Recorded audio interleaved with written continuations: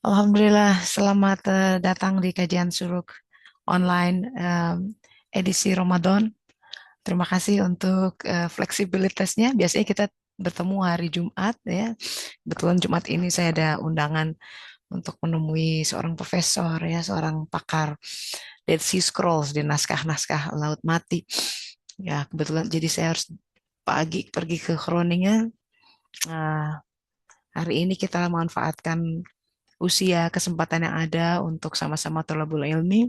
Semoga Allah Ta'ala mengaruniakan kepada kita pemahaman yang baik dan benar terhadap kehidupan. Bagaimana kita membaca Al-Quran, membaca kitab diri sebagai suatu kesatuan yang utuh. Baik, sama-sama kita membaca Bismillah dan salawat. Allahumma salli ala Sayyidina Muhammad wa ala ali Sayyidina Muhammad. Allahumma salli ala Sayyidina Muhammad wa ala ali Sayyidina Muhammad. Ya Allah, Alhamdulillah, satu Ramadan. Semoga Allah Ta'ala membimbing kita di bulan Ramadan ini untuk menemukan kadar-kadar diri ya. Nanti ini perjuangannya masih panjang nih dari awal. Kita stamina tahan ya, stamina lahir batin karena ujiannya pasti ada. Ujian kesabaran, orang yang ya menguji kesabaran itu akan ada. Itu bagian dari kehidupan, cermin-cermin kehidupan yang sebenarnya untuk menunjukkan kondisi hati kita dari saat ke saat gitu ya. Jadi jangan khawatir. Insya Allah hari ini kita akan mentawafi kembali tentang hikmah Nabi Syeds alaihissalam karena beliau adalah putra dari Adam alaihissalam ya. Jadi kalau namanya putra itu dia akan diwariskan sesuatu hal yang berharga, betul ya. Faktanya bahwa hadis menyatakan Syeds alaihissalam itu diberi oleh Allah 30 suhuf ya. Jadi ada informasi besar sebenarnya yang beliau pegang. Kitabnya di mana belum ketemu gitu ya, belum belum belum familiar. Kita lihat satu persatu Allah akan ungkapkan gitu ya. Di antaranya kan tahun 1946, 1947 itu ada sebuah penemuan yang mengguncang dunia, itu disebutkan Dead Sea Scrolls gitu ya. Jadi di Laut Mati namanya Dead Sea, itu di daerah Yerusalem Palestina itu ada namanya, kan ada Laut Mati, titik yang salah satu titik terendah di muka bumi. Jadi itu danau sebenarnya karena saking luas jadi seperti laut, disebut laut mati karena tidak ada yang tumbuh apa namanya hewan yang ada di situ disebabkan kadar garamnya tinggi sekali ya. Jadi orang bisa berenang di sana terapung-apung gitu ya. Nah, di sekitar Laut Mati itu ada gua-gua kecil. Suatu hari tahun 1946 1947 itu seorang anak penggembala Baduy, suku Baduy nih. Biasa anak-anak kan ambil kerikil, main-main dilempar aja gitu ke dalam gua-gua kecil gitu, harus merangkak gitu ke dalamnya. Bukan gua besar gitu, gua kecil. Ada lubang dia lempar. Lagi lempar-lempar gitu, kok tiba-tiba bunyinya aneh. Jadi kalau misalkan kita ngelempar batu, terus kena ke batu kan bunyinya beda ya. Tapi kayak ada yang pecah gitu. Berarti ada benda sesuatu di situ kan. Nah, dia pengen tahu, dia masuk ke situ. Ternyata di dalam gua-gua itu ada banyak pottery, tembikar-tembikar, pot-pot. Di dalamnya, ketika dibuka, ada naskah, gulungan-gulungan naskah itu. Yang pada saat itu dia bawa kan ke orang tuanya, dijual. Pada tidak tahu bahwa itu tuh teks-teks berharga gitu ya. 1946, 1947, baru 1951. 4 tahun kemudian dilakukan ekskavasi besar-besaran, arkeolog pada datang, dijadikan proyek nasional. 11 gua ditemukan kira-kira di sekitar itu. 10.000, sekitar 1.000 naskah. Ya. Dan itu naskah-naskah biblical. Jadi perjanjian lama, naskah-naskah yang tidak ada di eh, Bible yang hari ini diantaranya karena mereka menyebutnya apokrifa, pseudoepigrafa.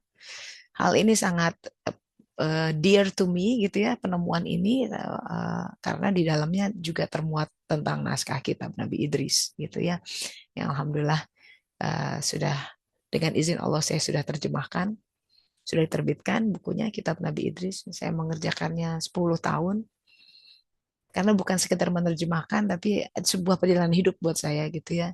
Kalau masalah nerjemahin Itu naskah kurang dari 200 halaman. Kok cuma 10 tahun gitu ya. Pas saya bandingkan misalkan saya terjemahkan Alexander the Great ini 700 halaman 7 bulan gitu ya.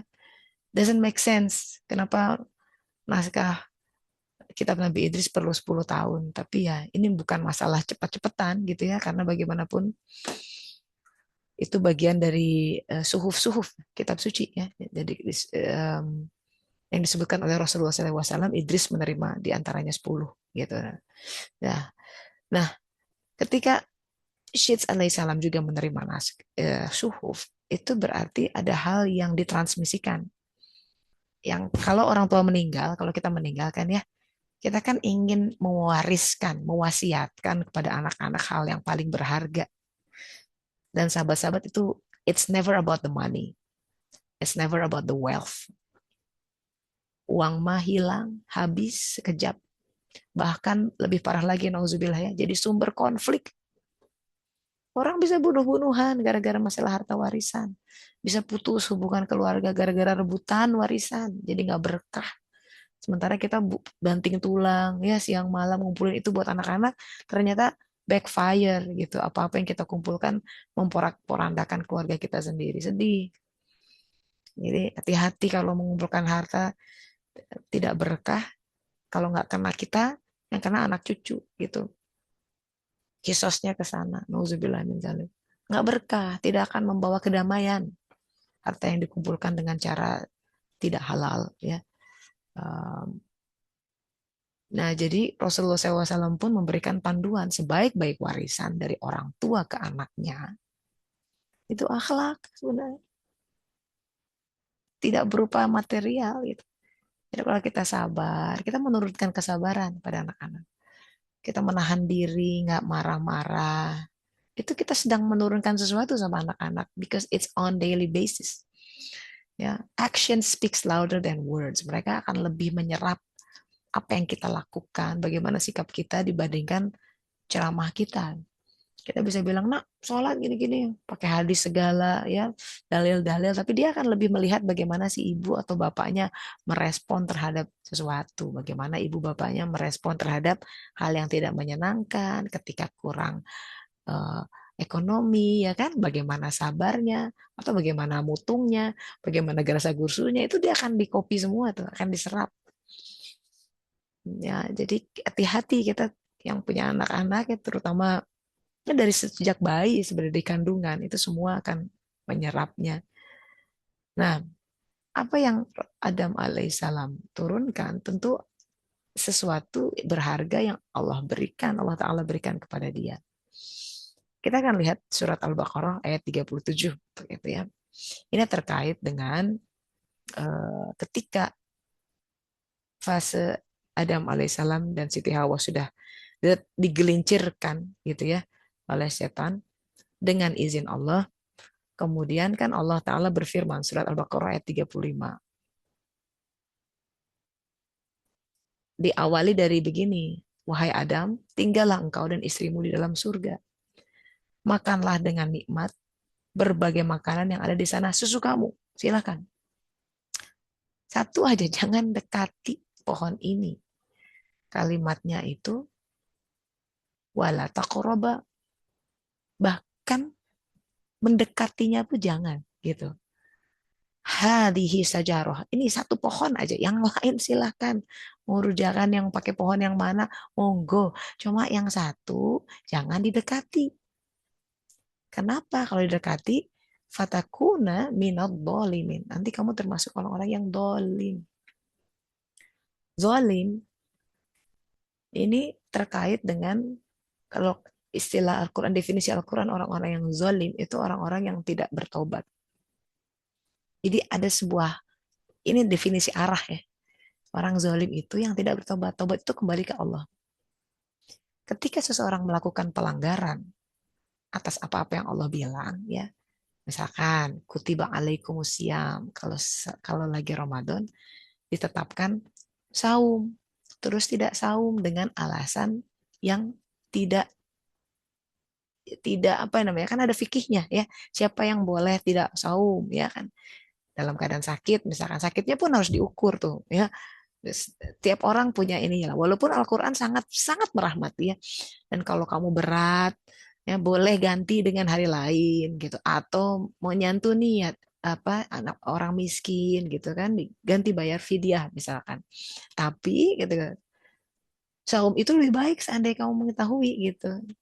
Jadi sebisa mungkin ganti dengan saum lagi walaupun di hari lain. Jadi ada sesuatu hal yang yang rahasia dan magical dan sangat baik sampai Allah paksa, bukan paksa ya.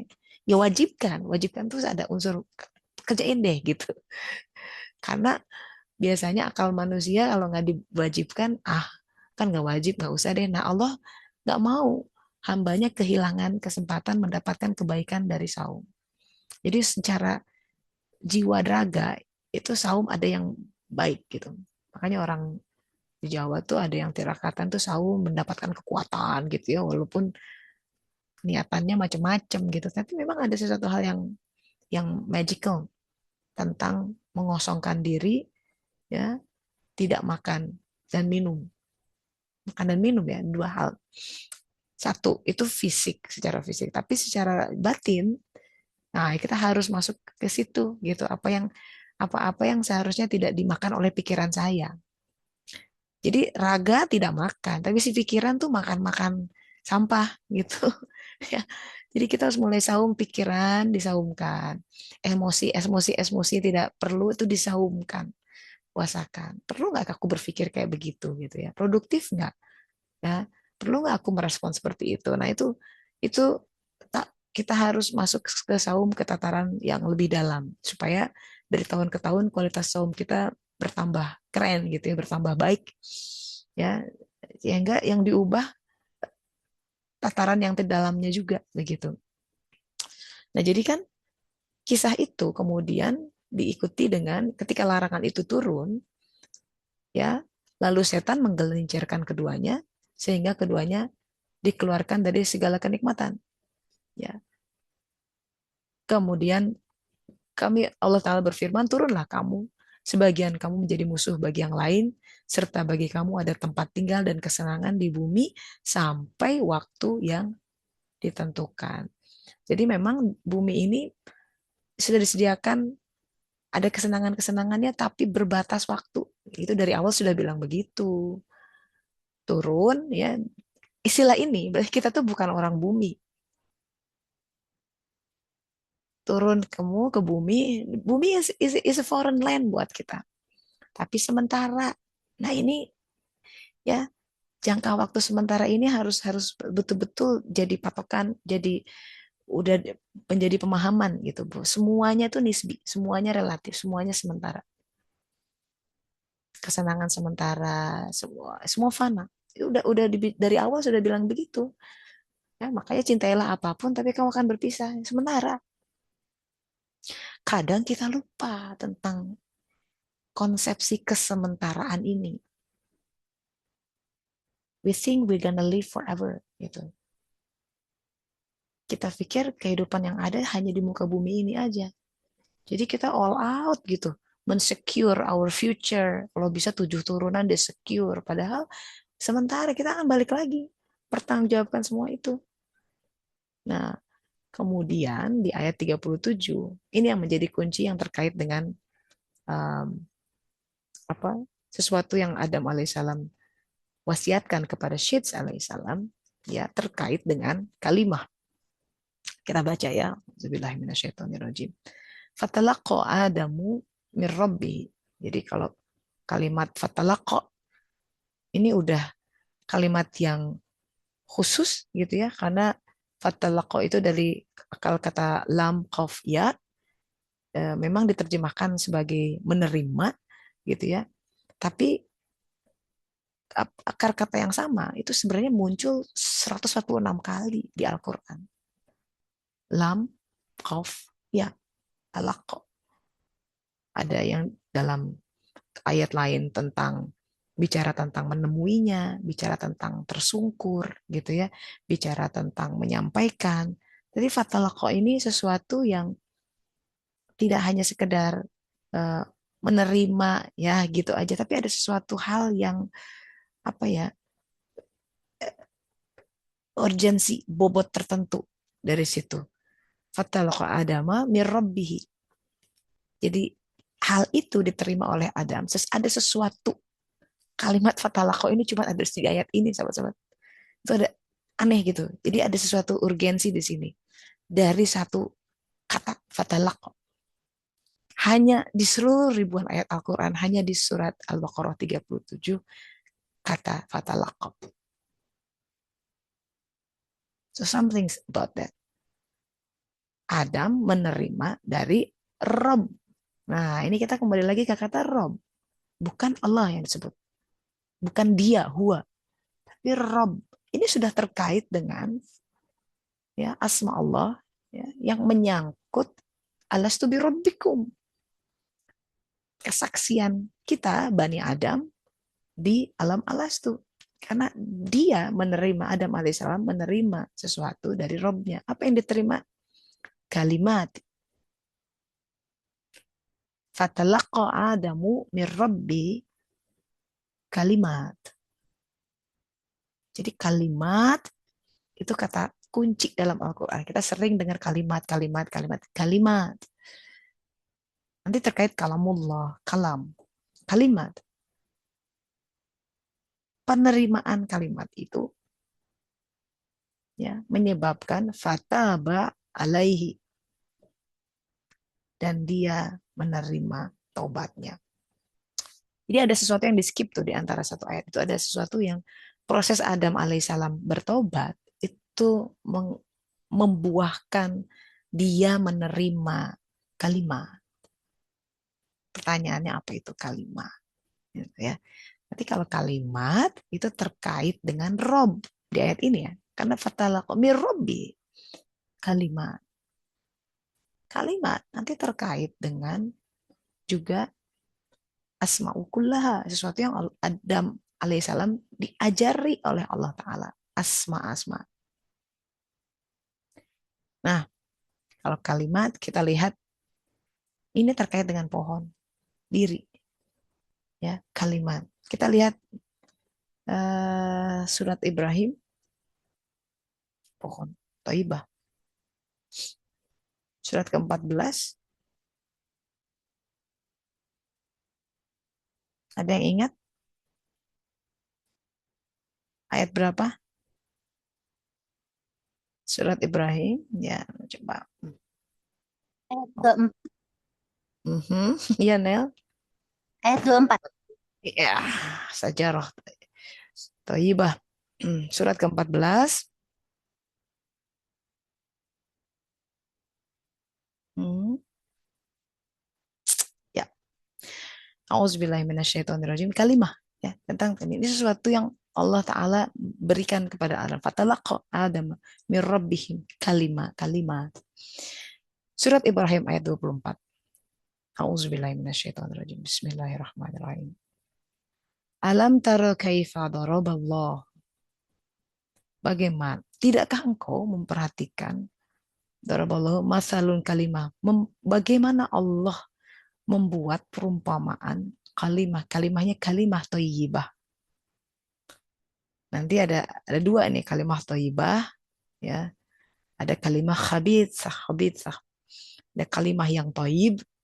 Thayyib itu susah diterjemahin. Kalau saya bilang baik itu kayak oke.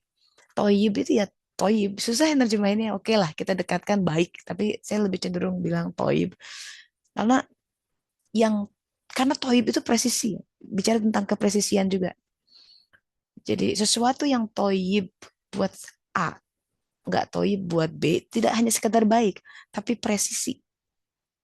Ya, terkait dengan tugas orang itu apa, terkait dengan fungsi misi hidup orang itu apa.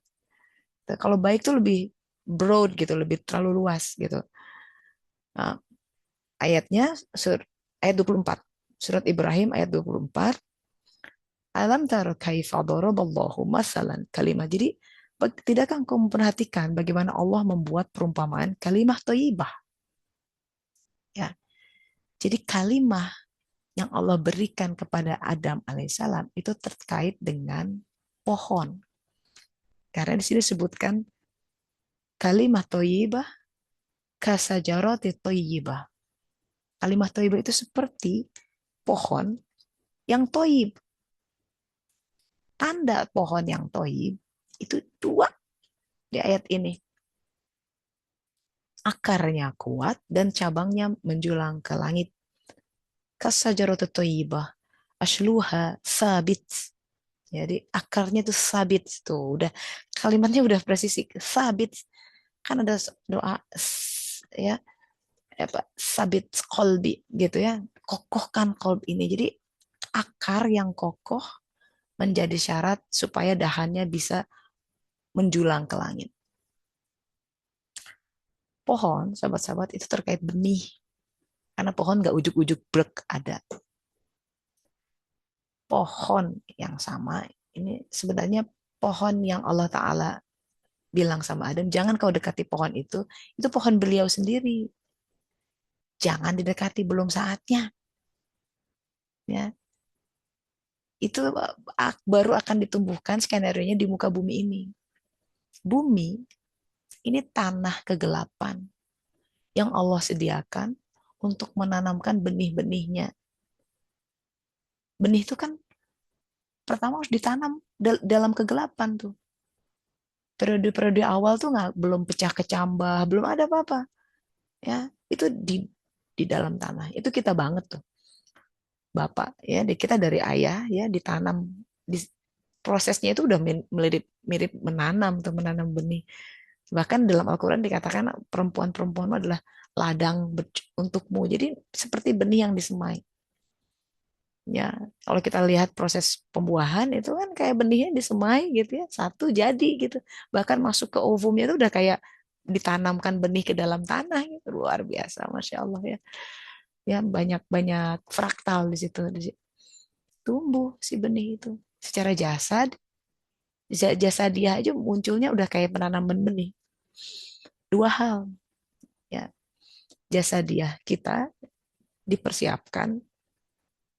Jadi benihnya disemai dulu 120 hari sudah siap tuh. Jadi secara konsep embriologi ya 120 hari tuh udah jadi kayak manusia kecil, jantung bergerak semua sudah siap untuk menerima jiwa.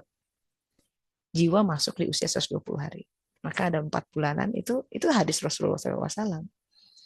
Ya, and that's the beginning of all. Jadi itu semua 4 hal sudah ditetapkan buat kita semua tentang rezekinya, usianya, ya, kemalangan, ya, kebahagiaannya sudah ditentukan. It's done. It's the written. Ya, udah takdir-takdir yang akan dilalui, kemungkinan-kemungkinannya sudah ada. Tinggal seseorang itu akan memilih takdir mana. Makanya minta syiratul mustaqim. Dari sekian banyak opsi dalam hidup, bagaimana cara kita merespon kehidupan, tolong ditunjuki dengan bagaimana cara merespon yang paling baik. Di situ ma'rifatnya tinggi, ya. Di situ rezeki mana sawahnya ada, gitu. Nah, jadi terkait dengan itu adalah benih yang harus tumbuh, sahabat-sahabat. Kita semua Bani Adam. Sadari bahwa ada benih-benih yang harus ditumbuhkan lewat kehidupan ini. Jadi kita tuh nggak asal luntang-lantung di bumi ini dengan tanpa orientasi ya. Atau kita cari-cari orientasi sendiri dengan mengait-ngaitkan misi hidup kita pada sesuatu hal yang bersifat fana gitu. Aku di sini untuk membangun keluarga. Oke, but you're gonna leave them anyway lewat sebuah kematian. Anak, semua itu mah bakal ditinggalin. Pekerjaan apalagi ya. Kalau nggak pensiun, berhenti. Perusahaannya tutup. Semua fana. Jadi misi hidup itu terkait dengan ini. Makanya pohon tuh langit, misi langit. Jadi wajib memang mengenal jiwa itu. Man arafan nafsahu faqad arafa rabbuh. Mengenal jiwanya, kenal tuh Rob yang mengatur itu dari awal.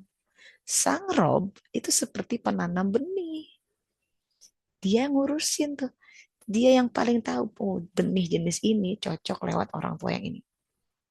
Jadi bukan kebetulan kenapa kita lahir lewat orang tua yang itu, di tahun yang itu, di kota itu, di masa itu. Sesuai dengan desain benih jiwa. Dan itu presisi. Hebat ya. Miliaran orang, coba bayangin. Siapa yang mengarrange itu semua kalau bukan yang maha pencipta dan maha ilmu. Kesadaran ini membawa kita kepada sebuah orientasi kehidupan. Aku tuh harus mengenal buahku apa. Dan orang tuh diberi nama berdasarkan buahnya sebenarnya. Cari nama sejati itu. Harus ketemu sebelum meninggal. Biar biar senyum gitu. Kan kita udah ngerjain PR.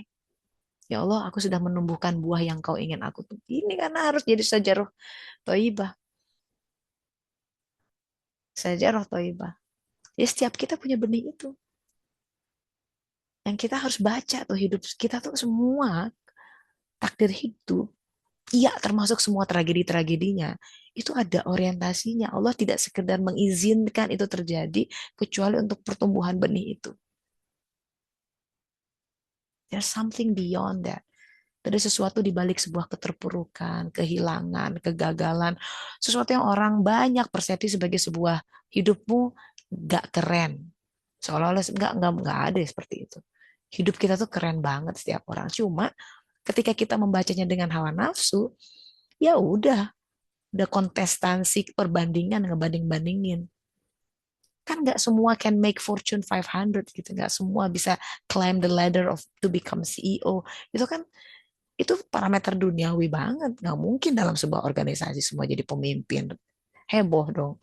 Dalam sebuah kapal semua jadi kapten gitu kan, ke kiri ke kanan, si yang pemegang setirnya bingung kemana gitu. Rob Allah Ta'ala, ya nama Rabbul Alamin 42 kali itu disebut Rabbul Alamin dalam Al-Quran. Itu alam-alam loh ya. Tidak sekedar alamin tuh berarti malakut jabarut. Jiwa kita, ruh-ruh kita itu semua diatur dalam pengaturan sinkronisiti yang hebat banget. Takdir itu luar biasa. Hebat sahabat-sahabat. Kalau mau disadari ya. Cuma kita masih diam sejenak. Diamkan. Itu suara-suara. Nah saum itu membantu mendiamkan suara-suara itu harusnya ya. Kalau kita tidak hanya sekedar saumnya, hanya menahan lapar dan dahaga. Yang di dalam itu disaumkan gitu loh. Jangan kasih makan pikiran yang nggak bener. Cobalah, hmm, setidaknya di bulan Ramadan gitu ya, itu switch itu baca Quran, yang didengar Quran gitu. Karena ini syahrul Ramadan, bulan nuzulul Quran kan. Agak beda gitu loh lah di bulan Ramadan. Kalau dulu ya bukan berarti nggak boleh nonton drakor ya, don't get me wrong, but do something different. Kan mau ngejar khataman Quran, bagus ya, bagus. Tambah silaturahmi ya. Hati-hati kalau nanti buka bersama tuh ya, cenderung melalaikan. Buka bersama maghribnya telat kan, hilang hilang orientasi tuh namanya. Nah, ngobrol-ngobrol-ngobrol gibah keluar. Bisa telat pulang ke rumah kekenyangan, capek, bablas, nggak sholat taraweh. Jadi what's the point? Itu berarti orientasi hidupnya blur tuh. Yang dikejar apa? Karena kita mesti ngejar takwa. Pertama, di bulan Ramadan itu dimudahkan dengan mekanisme ini, setan dibelenggu loh ya. Ini udah masuk nih bulan Ramadan, setan dibelenggu. Jadi hawa-hawa jahat itu dari mana? Si hawa nafsu yang sudah jadi didikan setan udah berpuluh tahun. Dia yang menjadi setan. Setannya itu di kita. Kalau setan yang itu yang berupa jin itu dibelenggu. Tapi setan hawa nafsu, nah itu dia udah kecelup gitu. Jadi sifatnya setaniah, nauzubillah min dzalik. Yang paling berat tuh ngadepin setan dalam diri sendiri. Itu yang bahkan iblis itu bisa kaget dengan kekejian manusia loh. Dia yang, wah aku nggak berani kayak gitu, manusia bisa kayak begitu. Nauzubillah min dzalik. So, renungan kita hari ini adalah bahwa Adam alaihissalam menerima kalimah dari Tuhan. Itu terkait dengan kita Bani Adam. Kita pun menerima kalimah. Benih yang harus tumbuh. Karena ini kalimah terkaitnya surat Ibrahim ini ayat 24. Kalimah kasajaratu thayyibah. Itu sajarah thayyibah. Pohon. Nanti terkait dengan surat An-Nur ayat 35 yang bicara tentang uh, pohon zaitun yang tidak tumbuh di timur, tidak di barat gitu ya. Yang minyaknya saja sudah mencahayai hati gitu, mencahayai zujajah. Hmm. Nah, wah itu pe- kalau mau panjang itu bi- apa namanya belajar tentang itu ada di kelas namanya Serambi Suluk, sebenarnya 1 tahun bicara tentang itu struktur insan. Oke, tapi sekarang kita kita masuk ke refleksi ya. I want you to reflect on yourself gitu.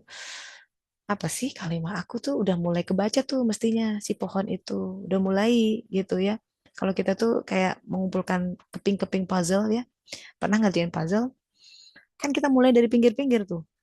Karena jelas posisinya di mana. Kalau yang pinggir kan rata tuh ada yang bagian rata. Ah, berarti ini bagian mana. Udah dimulai dipilih-pilih. Di, warna-warna yang se apa ya udah dikelompokkan gitu. Udah mulai kelihatan ini membentuk bunga misalkan. Oh ini akan bicara temanya apa itu sudah mulai kebaca. Jadi kita di usia ini udah mulai harus fokus mengerjakan hal-hal yang dia mudahkan. Itu suluk. Suluk itu jalan setapak yang kecil yang hanya Allah sediakan buat kita sesuai dengan desain benih. Karena kita akan menghasilkan buah yang sangat spesifik yang orang lain nggak ada. Itu kenapa kalau kita tidak sampai berbuah diminta pertanggungjawaban. Kenapa? Kata Allah Ta'ala. Karena aku udah kasih ini, itu. Kenapa nggak sampai berbuah? Ya, kita mungkin lalai. Waktu kita tidak dihabiskan untuk sesuatu hal yang dia inginkan. Itulah fungsi amal soleh sebenarnya. Itu yang paling disesalkan. Ya, amal soleh itu terkait zikir pasti. Kalau orang nggak zikir nggak akan teridentifikasi tuh amal solehnya di mana. Itu yang paling disesalkan bahkan oleh penghuni surga. Masa-masa ketika di dunia mereka tidak berzikir pada Allah Ta'ala. Kalau hilang kontak, namanya nggak zikir tuh paling pasti hilang kontak, disconnect gitu, nggak ada koneksi sama Allah Taala, sinyalnya hilang. Ketika sinyal hilang, nggak ada yang bisa di-download, nggak ada yang bisa di-upload, just ya yeah, disappear in the oblivion, mengerikan. Nauzubillah min dzalik. Jadi zikron kasiro, ya mesti banyak-banyak zikir. Ya boleh dimulai dengan banyak subhanallah subhanallah, tapi sebenarnya sekedar ya Allah ya ini aku sakit ya munajat munajat kecil seperti itu zikir yang besar ya jangan underestimate seperti itu. Banyak-banyak ngobrol sama Allah Taala semua hal, curhat sama dia aja gitu. Kalau sesekali sama manusia silahkan ya kalau itu membantu, tapi nomor satu Allah Taala karena dia maha dekat dan dia sebaik-baik teman curhat ya. Yang lain belum tentu ngasih solusi, kita curhat malah tambah pusing, bisa jadi begitu karena komentarnya nggak enak gitu ya. Tapi kalau Allah, kita curhat sama Allah, di setiap kali kita ingat dia, dia menjadi teman duduk kita gitu. Ya itulah. Sahabat-sahabat silahkan. So, what is your experience dengan membaca diri? Apa kesulitannya? Gitu. Sudah sejauh mana kira-kira hari ini ya korelasinya? Karena kita harus mengenal kalimat diri kita, nama diri kita siapa gitu. Harus mulai presisi. Dan itu tidak selalu terkait dengan pekerjaan yang berbayar gitu. Aku sih seperti itu nggak selalu seperti itu. Bisa jadi hal yang kita lakukan sekarang, misalkan kerja dimanapun ya kantor, lakukan dulu karena itu kan dari Allah Taala. Apakah misi hidup saya sebagai seorang akuntan? Belum tentu, misalkan ya. Dia seorang akuntan bisa jadi profesinya itu sebagai support untuk hal yang lain yang Allah ingin dia kerjakan. Misalkan sebenarnya dia harusnya nulis buku atau ngajar sesuatu, I don't know, you name it, sesuatu hal yang dimudahkan lah buat masing-masing. Karena ada yang dimudahkannya bikin sambal, tapi sambal yang paling enak ya, sampai orang ngantri gitu ya sambal. Walau alam. Silakan. Ya, it's a reflection moment or sharing moments. Jauh mana ya kita membaca diri kita, itu membaca kalimat. Jadi dari awal udah ikro sih ya memang perintahnya. Itu terkait dengan kalimat ternyata harus dibaca ya karena pertumbuhan pohon itu nggak instan, lama gitu, perlu sabar. Makanya wasta'inu bisobri wassalah gitu. Itu tuh udah ihdinas siratal mustaqim kan. Sebelum ihdinas siratal iyyaka na'budu wa iyyaka nasta'in. Jadi penghambaan itu terkait dengan permintaan tolong. Sabar ya, memang harus. Kalau belum waktunya pecah kecambah ya tunggu aja. Karena sesuatu yang dikarbit tuh nggak enak ya, ininya rasanya juga buahnya nggak bagus gitu. Ya, silakan. Ini sebelum kita bicara tentang karakteristik pohon toibah, sejarah toibah. Kita buka sesi diskusi. Silakan sharing session. Langsung di unmute saja. Mhm. Ya, Bismillahirrahmanirrahim. Teh ya. Tesa, boleh tanya nggak Teh? Hmm, Kak. eh, yang tadi ya, bahwa tumbuh pohon yang akarnya kokoh, cabangnya menjulang ke langit. Mhm. Itu ada kaitannya tidak dengan eh, tumbuhnya cahaya ilahi di dalam batin kita? Oh, saya juga ingin tahu. Oh, misalnya Teh Tesa sudah pernah ini nggak apa merasakan ada bahwa ada pekerjaan yang tiba-tiba kok saya bisa ya gitu. Bukan padahal sebenarnya saya nggak bisa loh melakukan itu. Nah, itu apakah itu sudah masuk ke dalam misalnya jadi gini, menemukan sesuatu yang sebenarnya usaha kita nggak sebanyak itu, tapi Allah kelihatannya memberikan, berarti ini bukan sebenarnya ini bukan saya loh gitu. Seperti itu gimana Teteh? Sama nggak Ya, dengan yang tadi, yang pohon tadi? ya, ya, Ya, ya, pastinya, pastinya kita akan menyaksikan bahwa ini bukan saya loh, ajaib ya. Maksudnya, ya itu kata-kata ajaib, miracle. Karena secara logika nggak bisa sebenarnya. Secara logika, saya tuh nggak punya kemampuan menerjemahkan kitab Nabi Idris gitu. Secara logika, saya nggak punya background edukasi seperti itu. Ya, orang dokter kok. Jadi kalau saya ketemu forum ini kayak ketemu ini, kamu PhD ngambil di mana? Naskah ini pada bengong.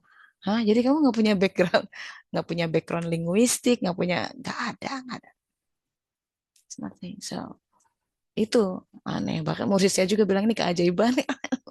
Ya memang, it's not me, it's not me gitu. Jadi eh ya itu ya, dimudahkan tuh kayak gini.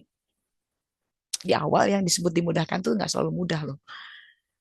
Nah, kayak sampai jangar gitu. Dan saya tuh tipe orang yang jarang banget sakit kepala. I don't remember the last time. Tapi ngerjain itu sampai sakit leher, sampai sakit kepala berat waktu itu. Saya masih di Purwakarta tuh Teh Vidi. Tahun 2006-2007 itu proses penerjemahan awal. Untuk memberi contoh pada yang Bu Iris tanyakan ya. Ini terkait dengan suluk bagaimanapun juga. Betul ya bahwa ketika kita bertobat, Allah memberikan nur iman. Nur iman itu sarana kita komunikasi sama Allah Ta'ala. Suratnya, surat At-Taghabun ayat 11 ya. Petunjuk itu masuk ke dalam qalb. Jadi qalb yang hidup. Qalb akan hidup dengan nur iman. That's it. Nothing else. Nur iman ya. Definisi At-Tirmizi. Nur Islam belum menghidupkan qalb. Harus nur iman. Kalau nur iman hidup, ya hati akan hidup. Dia akan bisa menangkap sinyalnya. Ya, petunjuknya mulai kebaca gitu. Dan petunjuk tuh banyak ya. Di antaranya ketika saya mendapatkan petunjuk untuk menerjemahkan kitab Nabi Idris, ya kan yang datang nabinya sendiri gitu. Terus saya gimana saya bisa komunikasi sama alam malakut gitu ya? It sounds strange, but that's what happened gitu. Yang ini kitab beliau, makanya saya tahu beliau datang itu bawa kitabnya, saya tahu, oh bukunya warnanya hijau, ya sampulnya mesti hijau, hijau daun tua dan tulisannya keemasan. Makanya desain kitab Nabi Idris terjemahan seperti itu karena disesuaikan betul mendekati ya kayaknya kitab beliau bukan kitab saya gitu. Em, jadi ini naskah yang susah. It's impossible mission for me karena bukan seperti menerjemahkan kalau saya menerjemahkan biografi Abdus Salam misalkan ya atau kisah-kisah lain ini this is biblical text gitu teks suci ya yang kalimat-kalimatnya gimana coba menerjemahkan takwa itu soleh gitu susah susah jadi ya terimakan apa adanya terus dikasih tanda kurung gitu. Jadi iya, pertumbuhan itu akan terkait dengan proses taubat kita pada Allah Ta'ala. Pohon itu tumbuhnya kan harus ya harus ada sinar matahari. Itu kenapa Allah pergantikan siang dan malam. Tapi sinar mataharinya juga nggak boleh terlalu mencrong, itu mati benihnya, nggak akan. Salah satu di antara dipergantikan siang malam itu nikmat Allah Ta'ala. Bagian dari dia sebagai Rabbul Alamin, pemelihara, adalah bagaimana dia menerbitkan menumbuhkan benih itu. Harus ada unsur air dan harus ada sinar matahari.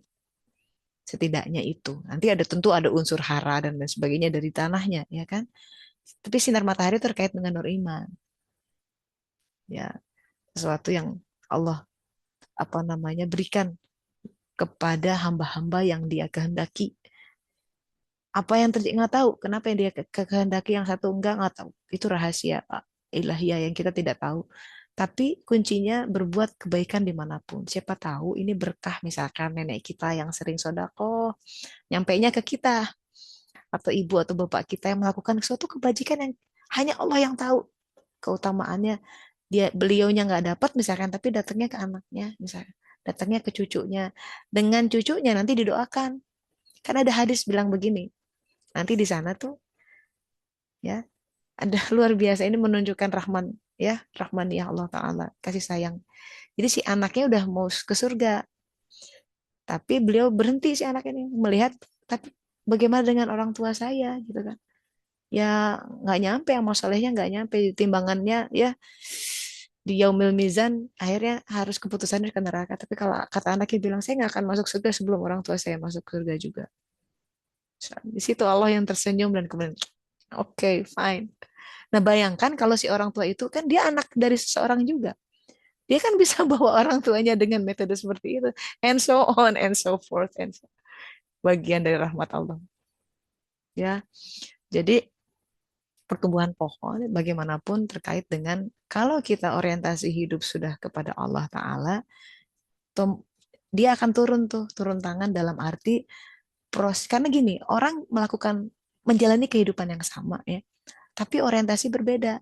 Ya beda resultnya. Yang satu fisik aja, fisikal, tapi jiwanya nggak tumbuh, gitu ya.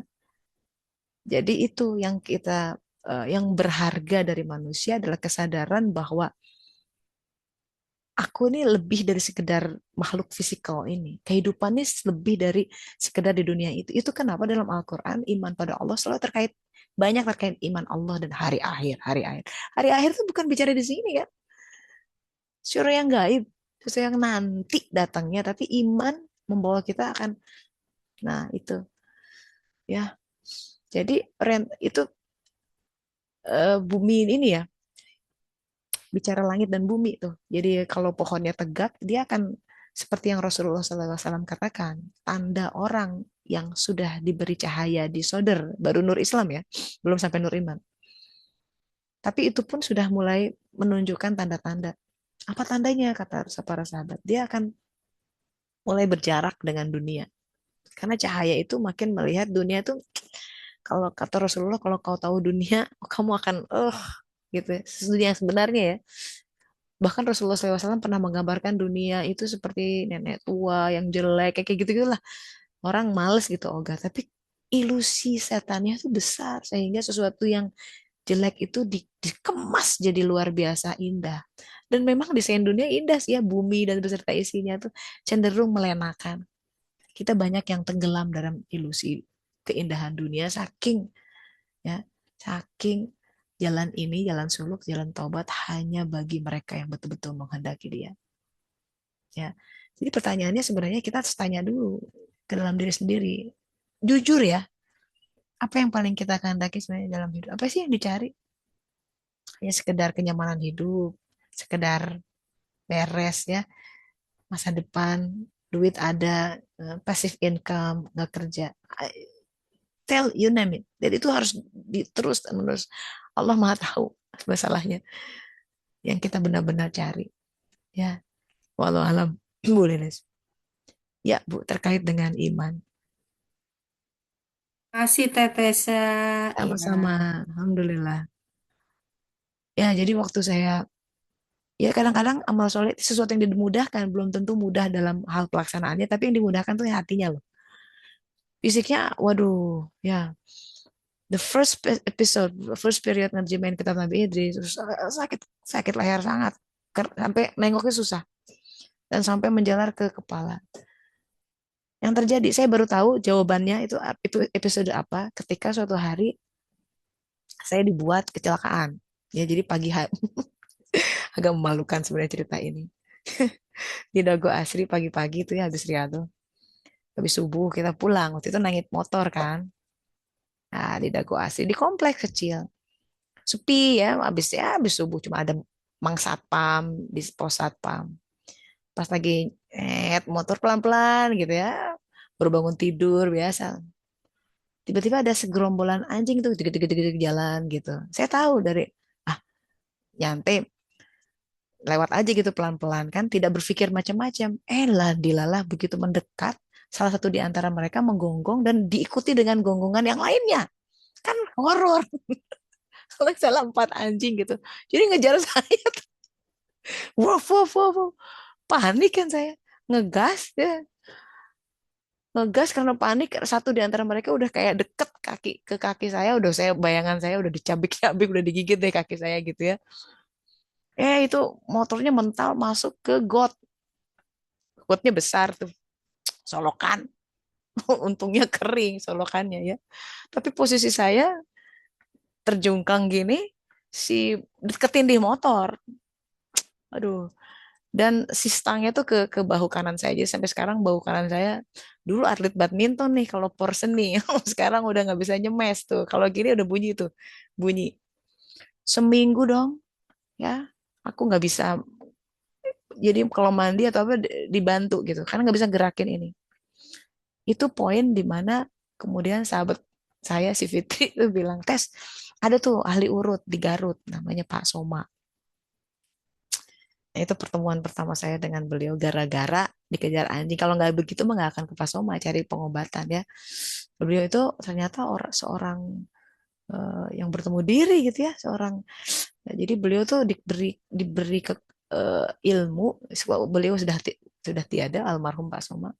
Katanya Belanda saya mana yang kalau lihat orang tuh katanya kayak scanning lihat saraf aja kan orang tuh pada datang ke sana tuh ya dari Kalimantan dari luar negeri bahkan ya dan beliau nggak masang harus bayar cuma amplop makasih Pak dia nggak bakal nggak lihat berapa langsung dimasukin apa di bawah bantal yang menikmati anak-anaknya tuh beliau meninggal tuh uangnya banyak gitu ya di bawah amplop-amplop hidup sederhana di Kadungora dari beliau saya tahu bahwa tah cenah ini teh beliau bilang ini teh apa namanya ligam apa sendinya retak katanya gitu kok bisa lihat sendi retak ya tapi beliau ketika karena itu lama ya pengobatannya jadi bolak-balik berbulan-bulan sampai bertahun-tahun karena saya lebih senang mendengarkan petuahnya tuh sebenarnya kalau lagi mijit tuh nih kamu gini gini gini di sambil dakwah gitu beliau teh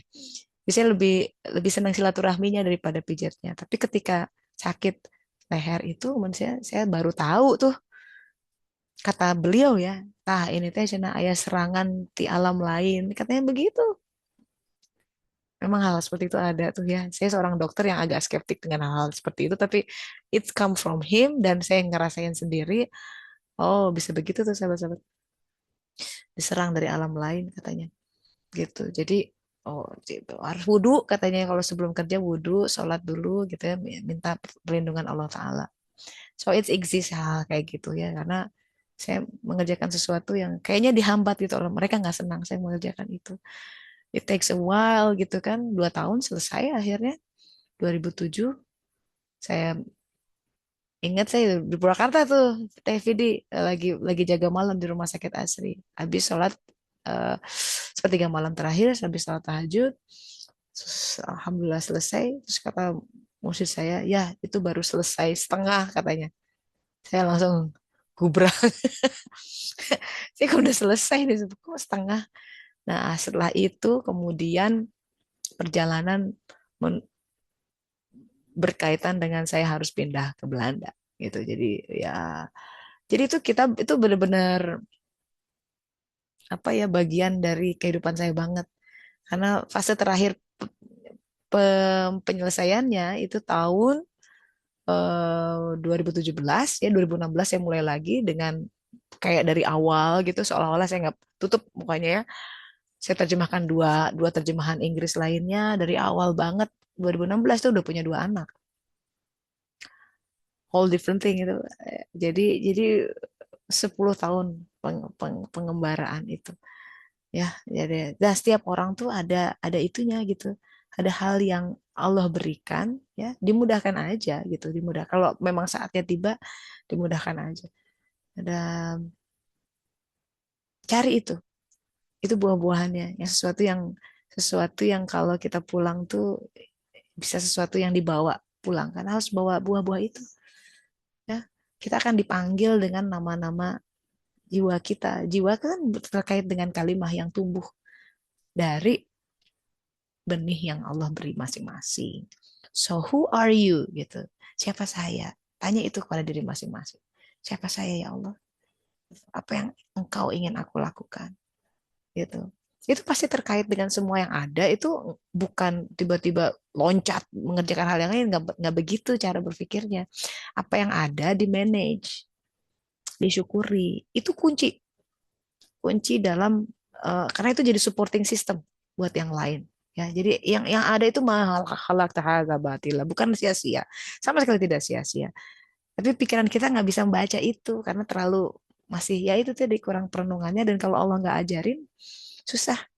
Kunci dari saum makanya penting la'allakum tattaqun, karena wattaqullah wa yu'allimukumullah. Kalau mau diajarin Allah tentang siapa diri kita, kuncinya takwa. Saum adalah untuk itu ujung-ujungnya, takwa. Walau alam. Yang lain mungkin silahkan, mumpung ada kesempatan. Apa makna? Pasti beda ya, Ramadan ini harus lebih dalam, coba digali, lebih membaca diri.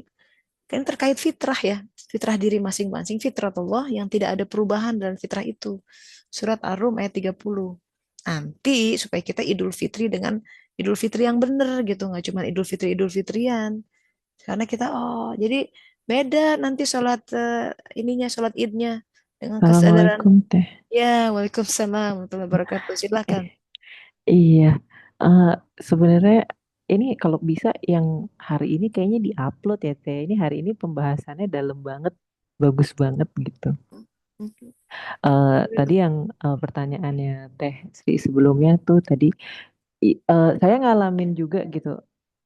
Back in 2016 waktu saya gelisah-gelisahnya tuh waktu saya umur 30 tahun. Dan yang Teteh sampaikan hari ini tuh udah saya dengar 2016 itu waktu itu karena ikut Fitrah Based Education. Ya sama ya tentang ngebahas tentang pohon, tentang surat itu juga gitu. Di mana Cum itu? Ikut di mana? Fitrah Based Education itu foundernya Ustadz Hari Santosa sama Ustadz Adriano Rusfi dari Oh, Bandung juga. oke. Iya, Waduh, ya. ya. Cuman dia khusus pendidikan ya, berbasis fitrah gitu aja. Hmm. Jadi menumbuhkan fitrah gitu. Sebenarnya sih kalau bahasa hakikatnya ya memang ya ngebahas tarekoh, tasawuf sebenarnya cuman dikemas dalam bahasa yang mudah mungkin ya untuk ibu-ibu Hmm. gitu. Hmm. Eh, nah pada waktu itu cuman yang tadi benar juga misi diri, dia juga ngebahas misi diri juga gitu. Cuman kalau pengalaman saya nih Teh, karena kita ini biasa pendidikan pendidikan barat mungkin ya yang terlalu Hmm. logis atau gimana ya. Jadi untuk menemukan misi hidup itu pikirannya itu kayak sesuatu hal yang berkaitan dengan duniawi. Kerjaan gue apa ya gitu ya. Kayaknya Hmm. kalau yang saya tangkap gitu ya dari obrolan dengan teman-teman atau bahkan yang saya alami sendiri gitu awalnya, misi hidup itu mencari suatu hal yang urusannya duniawi gitu. Padahal saya kayak baru ngalamin itu sekitar 2 tahun lalu ya. Itu bener kata Teteh gitu. Jadi kayak kalau emang udah waktunya tepat, datang di saat yang tepat menurut Allah ya, itu memang kayak dipermudah semua sih. Dan itu mungkin bukan pekerjaan yang atau mungkin bukan tugas yang apa ya, yang heboh atau yang duniawi banget atau yang bergaji puluhan juta. Ya misi hidup itu kadang kalau orang awam mungkin mendeskripsikannya sesuatu yang ya itu duniawi, tapi padahal sebenarnya nggak kayak gitu ya nggak sih Teh? Maksudnya kadang Betul. misi hidup itu hal yang simple. Kalau aku boleh bilang ya mungkin sesimpel ya udah lo jadi ibu rumah tangga atau lo jadi Yes, betul pendidik banget. anak-anak Ya, itu aja. ya, ya. Itu misi hidupnya Siti Maryam. Cuma ngurus satu anak. Oh Cuma ya yes. dalam tanda kutip. Oh iya aku pernah deh kayaknya nonton YouTube Teteh yang ngebahas soal Siti Maryam itu Iya, ya. satu aja itu. Jagain Isa. Tapi kan, waduh, dari mulai mengandungnya aja udah heboh tuh. Iya, dan saya baru baca karena kebetulan saya ikut Sazili. Jadi saya baru baca ada bahkan murid guru-gurunya Syekh Sazili itu yang dia cuma nunggu satu murid yaitu Syekh Sazili aja dalam Iya, hidupnya. betul. Jadi ya, tugasnya dia emang cuma nunggu satu murid Iya, itu aja untuk iya. dididik gitu. Ya, Nah, ya kadang itu kita kan itu kalimat aja tuh kan dari karena kita compare ya katanya yes, compare to one dan thousand ya itu enggak kan barang siapa menghidupkan satu jiwa. Nah, udah kalimatnya seperti itu. Kalau udah dikunci seperti itu. Jadi it's never about the yes, quantity. yes, It's never about the form. yes. Dan itu nggak soal duit at Sama all, sekali enggak. at all, Enggak enggak. ada. Enggak ada itu mah itu tools yang Allah berikan. Yes. Fasilitas, bukan core. Dan kenapa kalau saya sekarang lebih banyak ngobrol sama teman-teman perempuan gitu yang kenapa Hmm. lo kenapa jadi ibu harus bisa menemukan ini dulu sebelum kalau bisa karena ketika nanti lo punya anak lo harus menumbuhkan jadi supaya Iya. anak lo tidak susah payah gitu. Ya oke, nggak harus sih susah payah itu harus ya.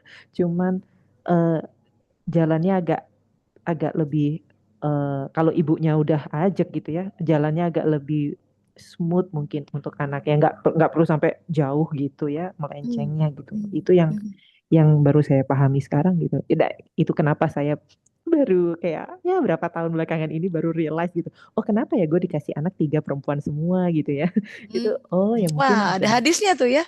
nah, Barang ya, siapa misalnya ada dua anak perempuan masuk segala. Kalau ya tiga anak perempuan, alhamdulillah semua. iya Allah tapi Ta'ala. memang ya Memang seperti kata Teteh tadi it's- struggle is real. yes, and it's delicate ya. Perempuan tuh sangat Iya. halus. Mesti saya bilang gini, perempuan itu harus dijaga. Jadi kalau beliau punya dua anak ya, laki perempuan. Yang pertama dibelai dulu anak perempuannya kan itu sangat hatinya sangat perhatian. Laki-laki ya sangat bisa cuek. Terus yang kedua, ini kaidah-kaidah dalam dalam mendidik anak perempuan ya. Jangan dibiasakan kasih banyak perhiasan-perhiasan, which is in some culture itu agak berbeda kasih emas, anting-anting. Itu sebenarnya Iya, hawa nafsunya agak di kita benar kasih sih. benih, jauhkan itu. Ya, nggak usah Jadi kalau anak udah banyak di usia muda udah fashion udah agak repot tuh. Iya, benar sih. Hati-hati karena memang kecenderungan syahwat hawa nafsunya ke sana. Bukan berarti jadi kumel ya, nggak juga Yes. sih. Tapi nggak usah bling-bling lah gitu ya. Dan itu kan melihat ibunya ya maksudku. Banget. Iya. Guru Makanya harus pertamanya hati-hati gitu. nyerap banget ya kan. Yes, Iya, banget sih. sangat sangat sangat ya Jadi bahkan penemuan misi ini hidup itu ya Teh sangat, ya. sangat. Itu kenapa kita minta Siratul Mustaqim. Hmm. Jadi penemuan misi hidup itu kita minta itu. Siratul Mustaqim yang kita minta sehari-hari ya. Itu tentang itu. Di mana Siratul Mustaqim saya? Disitulah kenapa orang-orang yang di Siratul Mustaqim itu cuma 4 golongan. Surat An-Nisa 69. Golongan terbawah solihin. Solihin itu yang udah mulai beramal soleh. Tuh ya. Misi Hmm. hidup yang kita bicarakan itu di kode di surat Al-Ahqaf ayat 15. Amal solehan tardohu. Amal soleh yang ter yang ultima yang tardohu. Jadi artinya nggak bisa ujuk-ujuk nemuin misi hidup tuh tiba-tiba brok jadi apa nggak gitu. Terus ditawafi harus sa'i bolak-balik ya tawaf baru nanti yes di wisuda this is you tapi magangnya tuh bertahun-tahun. Saya kasih contoh yang udah jadi lah ya karena saya murid saya juga wawancara beliau bikin biografinya 6 tahun terakhir ini jadi agak tahu gimana perjalanan hidupnya. Misi hidup beliau itu menjadi seorang mursyid tasawuf. Tapi per saat ini, sampai saat ini pun beliau masih dosen ITB. Ya, Oh ya, iya, dosen ITB. dosen ITB. Dosen ITB. Beliau kan tuh ilmuwan, Jurusan saintis apa teh? banget. Saya oceanografi.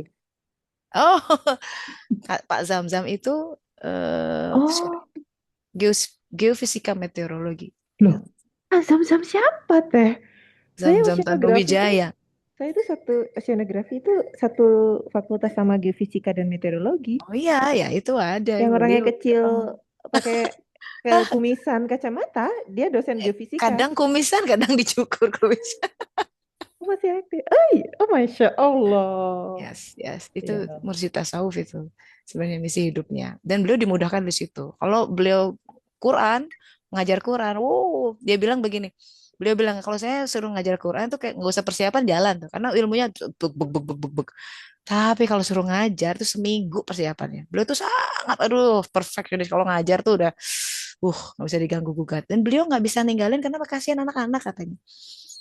Mas Zazam saya diajarin gini gini sampai sekarang, sampai menunggu Allah bilang berhenti.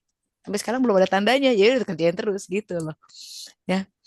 Jadi apa yang ada, ya dia bilang begini, itu kan salah satu kasar beliau ya, penghasilan beliau sebagai kepala rumah tangga dari ngajar.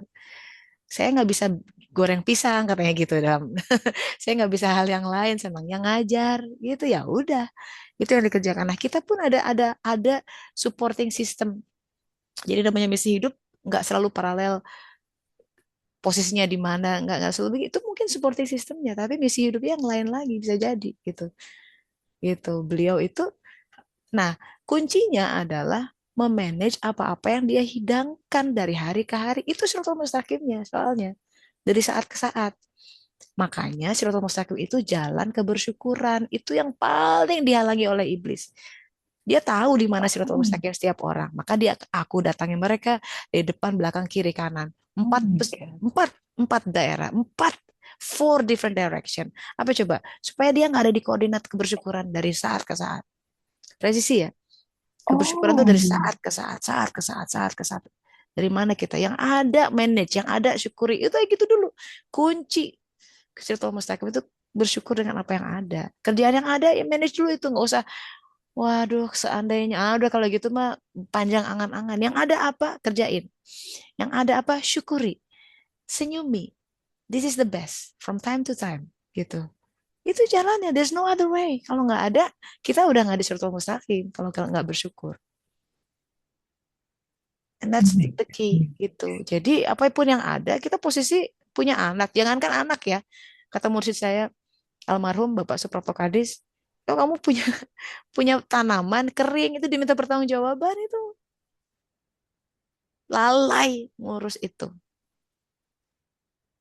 Ya, karena itu ada dia hadirkan di semesta kita. Termasuk kita ya, rumah berantakan. Itu pakaian menumpuk, ngapain coba di gudang? Hisab, dihisab. Mending yang dikasihin sama orang nggak ada hisab. Bener nggak? Iya. Ya, jadi so simple. So simple. Itu manage yang ada dulu. Itu aja. Saya pernah suatu hari ya, dalam suatu wawancara dengan beliau. Kang Zam, buat seorang perempuan, goreng tahu bisa jadi makrifat, bisa nggak pakai hitungan detik itu ngobrol. Karena saya I was there ketika dia memberikan jawaban itu. Dan pertanyaan saya bukan pertanyaan lucu-lucuan.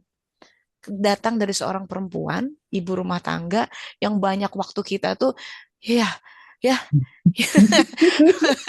bersihin itu terus seharian ya, bersihin WC, ngelipat baju anak-anak, apalagi aku anak dua laki-laki, aduh ada makanan dibilang berkali-kali sabar sabar, saya bilang hal-hal kayak gitu kan buat kadang-kadang aduh waste of time, gue pengennya tuh di duduk gini Berdaya. ngerjain pengen ya gitu, tapi bukan begitu. Actually this is the key, many of my breakthrough ya dalam hal Allah kasih inspirasi atau apa justru ketika saya habis bersihin WC, lagi ngelipet baju, itu ilham datang tuh, cek ada. Saya menjadi saksi. Bener banget sih. Justru kita lagi ngerjain hal-hal dalam tanda kutip ya remeh temeh, sebenarnya nggak remeh temeh, itu semua tergantung niat. Kalau ikhlas ngerjainnya, Allah mau kasih aja. Sebaliknya tuh seolah-olah keren nih, duduk di kantor ini, library-nya keren, tapi hati nggak ada transmisi di situ tuh, nggak ada, kering aja. Jadi nggak usah banding-bandingin, yang ada udah gitu aja, simple hidup itu. Yang ada apa nih? Aku kerjain ya Allah ya, gitu. Tapi kuncinya tuh di zikirnya itu loh. Itu yang bikin Yes. the Midas ya, the King Midas, dulu ada legenda King Midas, Raja Midas. Dia bisa menyentuh apapun berubah jadi emas. Suluk tuh begitu. The Legend of Alchemy, ya, Paulo Coelho, bukunya tuh tentang dari dulu tuh orang cari-cari cara mengubah logam jadi emas. Itu suluk banget. Itu ya, goreng tahu tuh logam kayaknya di mata manusia, tapi dengan niat lillahi ta'ala jadi emas. Niat, ya, ya, apanya, nilainya di hadapan Allah Ta'ala. Itu, sahabat-sahabat. Ikhlasnya ya. Ikhlasnya, ikhlasnya. Itu yang mengubah dunia kita. Kita kurang ikhlas sih. Jadi dibanding-bandingin, oh kamu hebat ya, karena lihat profil LinkedIn-nya. Kita nggak ada CV-nya. Aku mah hanya begini. Aduh jangan, nggak boleh itu sama sekali. Aduh kalau bersuluk nggak boleh sampai ada keluar ya. Aku mah hanya itu, menghina dia yang memberi takdir. Bukan aku mah hanya begini. Kok hanya begini? Hebat banget hidup kita tuh. Kok dibilang hanya Oh, begini? karena saya banyak banget teman-teman saya yang ibu rumah tangga yang, ya semuanya curhatnya ke saya juga teman-teman saya ini. Tapi banyak banget yang gelisah bahwa mereka merasa tidak berdaya. Dan seperti kata Teteh gitu, setan itu menggoda dari berbagai arah. Ada which is sekarang dari sosial media yang banyak akun-akun yang bercerita bahwa oh lo kalau berdaya tuh begini. Oh kalau lo ngerjain urusan rumah tuh nggak bisa. Harusnya suami tuh yang kayak gitu, lo nggak bisa. Itu kayak gitu-gitu tuh saking masif ya. Teman-teman saya nih sampai apa ya, gelisahnya luar biasa sih teh mereka ya. Ya saya Ya, cuma mendengar aja, cuman ya ya balik lagi ya, udah sabar aja, ikhlas aja gitu ya. Semua nih semoga ridho Allah aja, cuman semoga ya. mereka juga dapat ketenangan lah Aduh, pada akhirnya. seandainya mereka tahu itu sumber-sumber ilmu semua, Iya. tangga Yakubnya di situ, di Lakers itu mana sawahnya nggak jauh-jauh, di mana bumi dipijak, langit dijunjung, itu orang itu udah tahu tuh. Nggak, mimpilah bersuluk segala, kalau apa-apa yang dihadirkan gak di manage baik, nggak usah mimpi aja. Mimpi lo takdir tuh dari Allah tuh, yang ada tuh agungkan itu, nggak ada yang bisa mengagungkannya di titik itu ya. Ingat siratul mustaqim yang kita minta itu bicara dari satu koordinat ke koordinat lain, very specific. Jadi kita tuh present moment banget tuh. Kalau orang sekarang bilang meditation, mindfulness, siratul mustaqim bicara tentang itu. Be at Iya, your iya. present moment gitu. Kalau nggak ke geret-geret tuh, ke kanan ke kiri ke depan belakang, nggak fokus. Kayak kita melihat ya, kalau nggak fokus ya di blur blur kan, kalau nggak fokus. Jadi saya kalau Hmm. nggak pakai kacamata nggak fokus, nggak bisa baca. Kalau nggak bisa ikro, kalau nggak fokus. Baru-baru bisa ikro. Ini huruf apa nggak kebaca? Benar nggak? Karena nggak bersyukur. Jadi Bener banget. message-nya apa nggak kebaca di situ. Hikmahnya apa? Boro-boro. Yang ada mengeluh aja. Ya, ini jelek seandainya gini. Nggak udah. We're losing it. Kehilangan the present moment. Nah, kuncinya zikir memang. Yes, iya, itu sih Ya, banget, zikir. Ya, inilah mengingat Allah bizikrillah gitu. ya tatmainul qulub, udah begitu, dikuncinya udah begitu. Dia yang menciptakan kita, paling tahu bagaimana. Tapi zikir tuh harus dengan pertolongan Allah dan nggak bisa menjaga-jaga zikir gitu. Ya, jadi mesti banyak-banyak. Udah sekarang minimalnya banyak-banyak istighfar. Jadikan itu sebagai sebuah sesuatu yang selalu dilantunkan. Astagfirullah, astagfirullah, astagfirullah. Alhamdulillah, alhamdulillah. Nanti hati lama-lama berzikir. Kalau hati berzikir itu nggak mengenal tidur. Kita tidur pun hati terus deh. Yang namanya berdoa itu nggak cuma sekedar meminta, itu doa tuh, zikir tuh doa. Ya 24 jam terus gitu. Nah, ini mumpung bulan Ramadan, ini momennya mestinya kerasa ya. Setan lagi berkurang nih, intensitasnya kerasa tuh. Biasanya breathing or on neck tuh itu yang si oknum yang narik kiri kanan depan belakang selama Ramadan diikat sahabat-sahabat. Nah, sekarang kalau kita masih blur juga, itu berarti setan dalam diri itu yang bikin blur. Kok bisa kan fokusnya di mana gitu saya tuh. Fokus, kurang fokus mencari Allah Ta'ala, blur kehidupannya, maka itu tadi ujung-ujungnya. Kayak tadi Mbak bilang, banyak yang rungsing, banyak yang resah, gelisah, tidak menjejak. Yang namanya pohon sajarah thayyibah, akarnya sabit. Sabit itu di mana? Di bumi yang kita pegang, kerjaan yang kita punya, amanah yang ada itu mesti dipegang kokoh. Kalau nggak itu namanya pokoknya roboh. Kalau roboh, fungsi akar apa coba? Menyerap air dan unsur hara.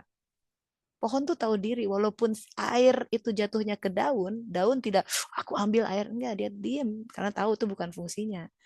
Akar, air itu air pengetahuan. Di bumi di mana kita pijak ada airnya, ada hikmahnya. Akar itu apa? Iman.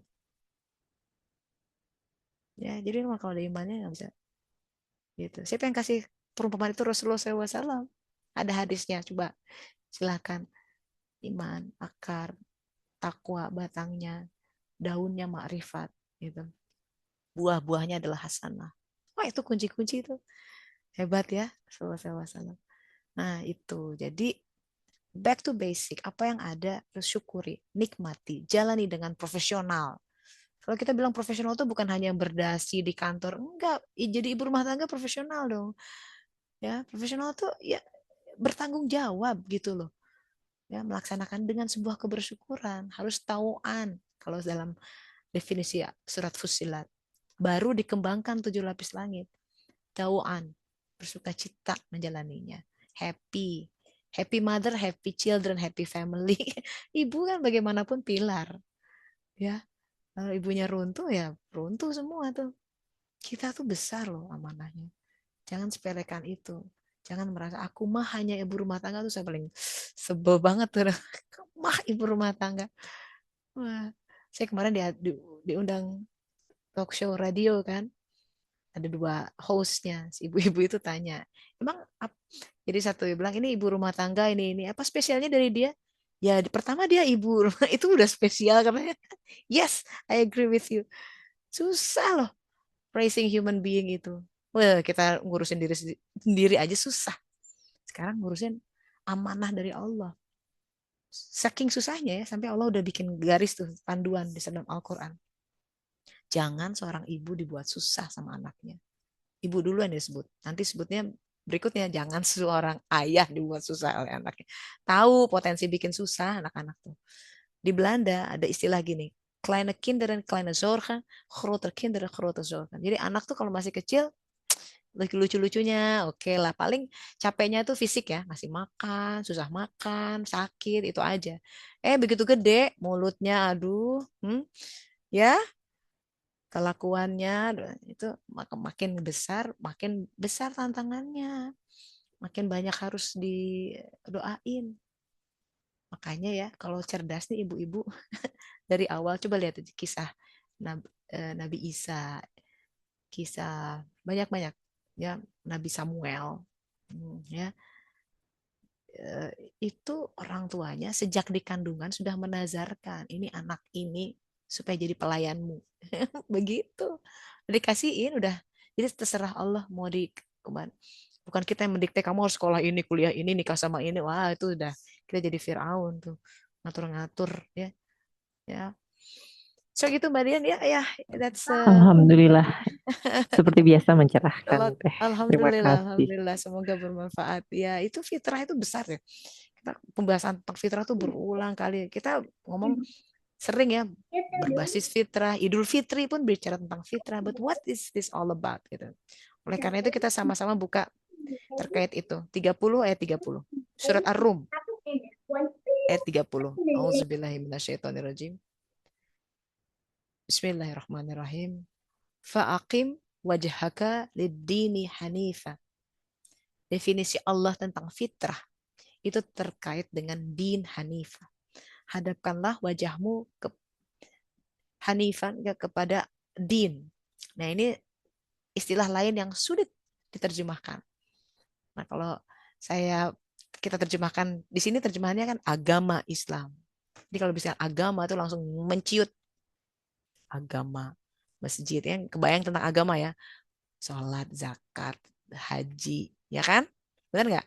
Coba, coba, coba saya kasih jawab di kolom chat. Kalau saya bilang tentang agama, apa 3 hal yang terbayang langsung tuh? Hitungan detik agama. Kalau saya bilang agama, 3 hal. Coba pengen tahu survei singkat. agama. Apa yang terbayang? Langsung aja, nggak usah dianalisa. Ya, ketika saya bilang agama, 3 hal yang terbayang yang terkait dengan definisi agama apa? Sholat, tuh kan. Syariat, yes. Al-Quran. Apalagi? Mau coba agama. Nah, kan biasanya rata-rata terkait dengan apa namanya? Coba sih mana? Allah, oke ya. Jalan iman, Islam, ihsan, ya itu ya. Nah, agama itu kan yang terkait dengan itu. Jadi kan kita nggak bilang agama kerja di kantor, agama ngurus anak, agama belanja di pasar. Apa itu bukan agama? Bagian dari agama. Agama apa? eh, Bersihin tempat sampah, bersihin WC, ganti popok anak, apa masak. Keseharian kita yang banyak waktu kita bahkan mungkin kerja di kantor itu lebih dari spending more times dibanding tadi yang disebutin salat apa. Kalau itu bukan agama rugi banget kan? So, maka itu yang disebut dengan din Hanifah, nanti ada disebut dinul qayyim, din fa'akim wajhaka din Hanifah itu. Din itu our 24/7 life. Setiap detik dalam kehidupan kita tuh itu harusnya jadi din. Makanya disebut dinullah. Din. Kalau tegak, maka din. Maka kita lihat ya. Fa'akim wajhaka lid-dini. Jadi wajah hati kita kepada din yang hanif. Itulah fitrah Allah. Itulah fitrah Allah yang menciptakan manusia berdasarkan fitrah itu. Ya, itulah agama yang lulus. Jadi balikin lagi tuh. Dzalika dinul qayyim. Jadi fitrah itu terkait dengan dinul qayyim. Al-qayyim itu nanti terkait dengan kiamah, terkait dengan qiyamul lail gitu ya. Tuh, makanya susah tuh kalau kata-kata Al-Qur'an tuh kunci-kunci itu bisa bisa nyambung sama sama term-term yang lain ya. Sesuatu yang harus lurus kan lurus itu nggak belok-belok ya kan. Lurus itu garis ya. Secara matematik ya, geometri, garis lurus itu jarak terdekat antara 2 titik. Jadi kalau ada 2 titik A sama B, tarik garis lurus, itu jarak terdekat. Kalau agak belok-belok, jaraknya semakin jauh. Siratal mustaqim, jalan lurus, itu sebenarnya kita bicara tentang saya sama Allah, kita sama Allah Ta'ala. Jalan yang paling dekat itu di situ. Di Nul Qayyim, itu titik yang paling dekat sama Allah Ta'ala. Kalau yang dicari Allah Ta'ala. Gitu. Karena ini jalan selalu tuh bagi end game-nya ya. Ingin jadi hamba yang didekatkan, muqarrabin. Kan surga nanti orang yang al-muqarrabun, orang yang didekatkan, paling dekat gitu. Sedekat mungkin sama dia. Bukankah itu yang satu-satunya hal yang dicari oleh seorang pencinta? Bertemu dan selalu dekat dengan yang dia cintai. Jadi kita tanya betul-betul nih yang kita sudah cinta Allah atau ya masih yang lain, ilah-ilah lain. And that's why dari awal para nabi-nabi dari awal udah la ilaha illallah. Ya, tidak Tuhan selain Allah. Tuhan-Tuhan palsu itu akan hancur binasa pada saatnya. Dan Allah sebenarnya mencegah kita dari sebuah kemalapetakaan ya yang akan niscaya terjadi ketika kita hang on to that. Kita megangin Tuhan-Tuhan palsu. Dia kasihan sama kita. Kasihan deh lo gitu karena kamu akan sedih gitu. Come to me ya gitu. Jadi dipanggil untuk berpegangan pada dia yang selalu ada dan tidak akan pernah hilang. So that's the calling. Jadi din, fitrah itu terkait dengan fitrah yang selalu ada gitu. The longing dari awal tuh kita dibuat mencintai dia memang. Hanya ketika kita lahir di sini, kita lupa dan kita kemudian ini dalam proses kita recollection ya, kita beranjak dari satu cinta kepada orang tua, cinta kepada pasangan, cinta kepada anak, and so on, pekerjaan. Itu sebenarnya harus terus berjalan. Maka disebut salik, itu orang yang berjalan. Jangan pernah settle down, ya. Karena alam ini, sahabat-sahabat, hanya jembatan ke alam yang lebih dahsyat. Nabi Isa berkata, dunia ini jembatan. Mana ada orang yang bikin bangunan rumah di jembatan. Jembatannya lewat doang. Lewat, ambil yang dibutuhkan, move on. Ya, kehidupan itu boleh digenggam di tangan tapi jangan di hati. Sakit nanti. Ya, because things will come and go. Itu natur kehidupan. Semua hal kecuali dia. Semua hal akan fana. Ya, kalau kita paham natur ini, kita makin mudah mengalir dengan takdir yang akan selalu dibergantikan oleh Allah Ta'ala. Anak come and go, biasa aja, nggak usah digenggamin. Biasa aja, ada saatnya mereka harus pergi. Dan itu sehat. Pasangan juga give time gitu ya, kadang-kadang harus ada jarak, nggak usah melekat banget. Ya, and that's the key. Jadi apapun yang ada di kehidupan kita, syukuri dulu, itu kunci-kunci untuk menemukan piece of puzzle. Itu semua piece of puzzle harus dikumpulin. Jangan sepelekan itu.